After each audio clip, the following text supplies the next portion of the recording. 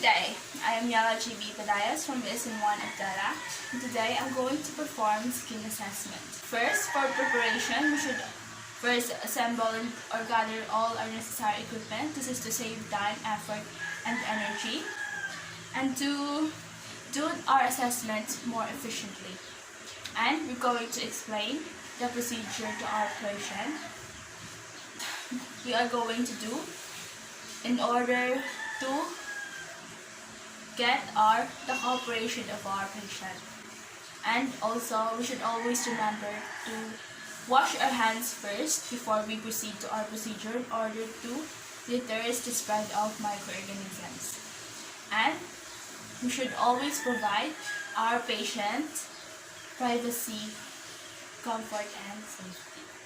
Now, I'm going to perform the procedure. So, Miss, I am Yara GB Padayas, your student nurse for today. Today I'm going to perform skin assessment to you. Is that okay? Yeah. May I know your name, Miss? I am Clean. Okay, so I will call you Miss Clayan. Is that okay? Yeah. We will determine our client's history of the following: pain of itching, presence of or spread of lesion, bruises, abrasion, or pigmented spots, and previous experience with skin problems. Do you have a history of any skin problem, Miss Clayan? No. None. Do you have any itching, No. abrasion, Also none. scars? Do you have any skin problem in your family? None. None at all. Now let's proceed to inspection of her skin color. So our patient have a dark skin complexion. Going to inspect uniformity of skin color. You can see her skin color is. Now our patient has a fairly dark skin complexion with a lighter colored palm and soles. Now we're going to assess the edema if present. In determining edema, we should locate the color, temperature, skin, and the degree to which the skin remains indented or pitted when pressed by a finger.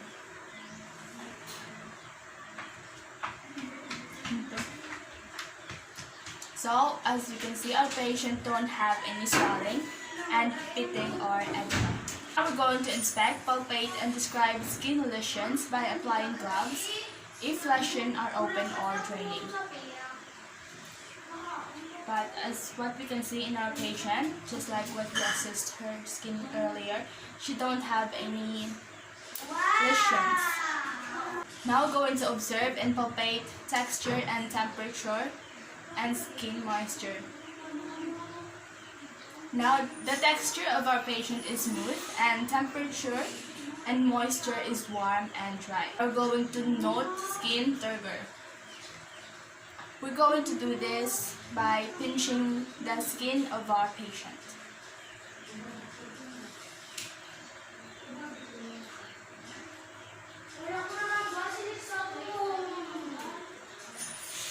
Now as we pinch the skin of our patient, it returns immediately to its original position. Now we're going to inspect the amount of the body hair of our patient. So the amount of hair in our patient body varies, but it is only minimal. She doesn't have that much body hair in her body. After assessing the skin of our patient, we should gather all the equipment used and do hand washing after. And also we should document findings in the client record and draw location of skin lesions and body surface diagram. And for evaluation, we should compare findings to prevention of skin assessment data, if available, to determine if lesions or abnormalities are changing. And we should report significant deviation from normal to the physicians. Let's proceed to assessment of nails of our patient. In doing this, we should also explain the procedure and what is it necessary in order to get the cooperation of our patient. So Miss Clayan, today I'm going now to perform a nail assessment to you. to find any abnormalities. Is that okay? Yes, it's fine. Also, we should wash our hands first before we proceed to the procedure and provide our client privacy. Now, we will determine the client's history of the following: diabetes, mellitus, peripheral circulatory disease, previous injury, and severe illness. So, Miss Kian, do you have any diabetes? I don't have. But how about in your family? Yes, my mother have. Yes, she had. Did you have any previous injury? There is none. There is none. How about a severe illness? None. Now, we will inspect fingernails, height, and shape to determine its curvature and angle. Can I see your nails, please? Thank you. The other one. Thank you. The fingernails plate shape of our patient is in convex curvature. The angle of nail plate is about 160 nail base, which is normal fingernails plate curvature. Now, let's proceed on inspecting her fingernail and toenail texture. Also, the toenails of our patient is smooth in texture. Now, let's proceed to the fingernail and toenail color of our patient. So, the fingernail of our and toenail of our patient have a pink nail bed, which is have a pink nail bed. Now we're going to inspect tissue surrounding of her nails. The tissue surrounding her nails have an intact epidermis. Now we're going to perform a blank test of capillary refit. We'll perform this by pressing two or nails between our thumb and index finger and look for blanking and the torn or pink color of the nail bed.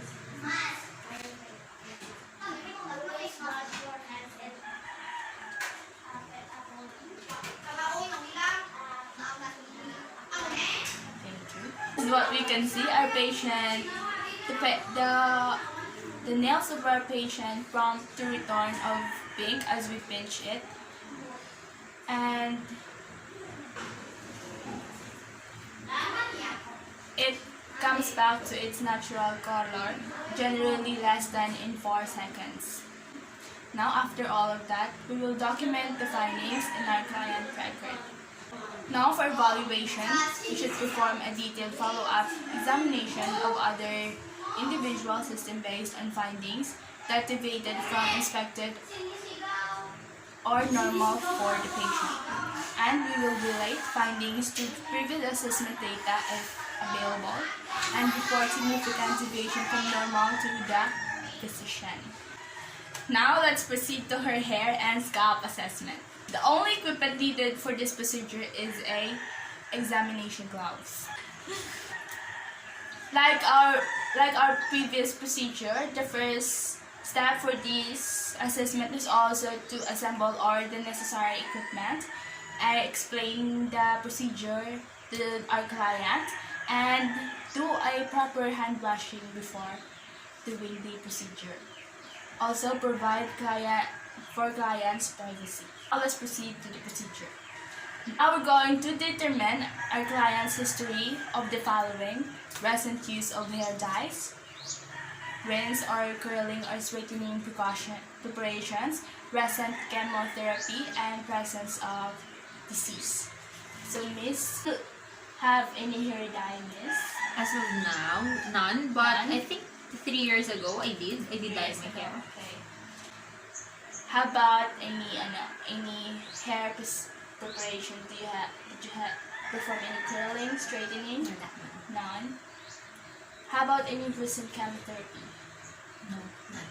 Any presence of disease? None. Thank you. Now for assessment, we will inspect the evenness of growth over the scalp of our patient. Now, could you take your hair tie for me? Yes, Diane. Thank you. Okay. Now I'll just check the evenness of your hair.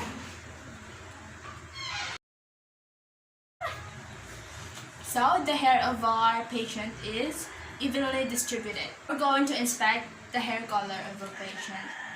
As what you can see, all of her hair are equally black. Now we're going to inspect hair thickness or thinness. So as I inspect the thickness and thinness of our patient, it's not that thick and it's also not that thin. Now we're going to inspect her hair texture and oiliness.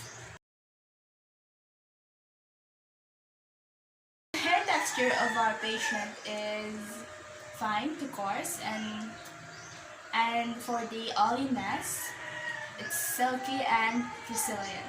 Now we're going to inspect and palpate scalp for the following symmetry and texture.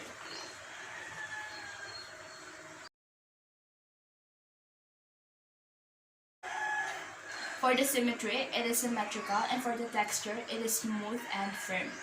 Also for lesion, there is none. Now we will note any presence of infection or parasite infestation by parting the hair in several areas and checking behind ears and along the hairline at the neck. So just check your hair.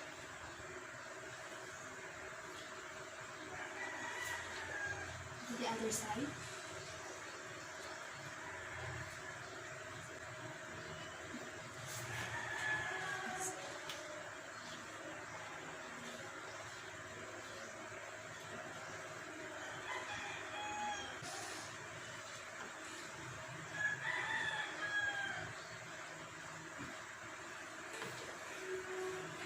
So there is no infection or any parasite infestation.